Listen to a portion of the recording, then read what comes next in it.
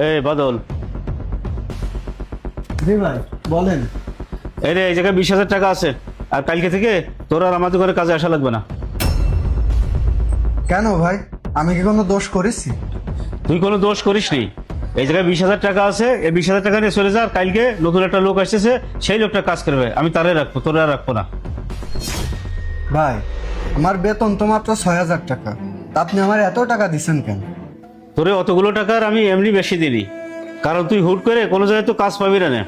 তুই যেন বলতে না পারিস যে ভাই আমার সাথে অন্যায় করেছে, এই কারণে তোর আমি এতগুলো টাকা একসাথে দিলাম। না ভাই, আমি আপনার নামে কিসের জন্য বদনাম করতে যাব?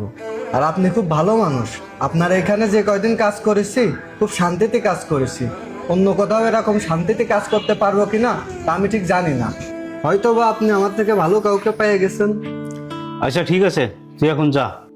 আচ্ছা ঠিক আছে ভাই, তাহলে আমি চলে গেলাম।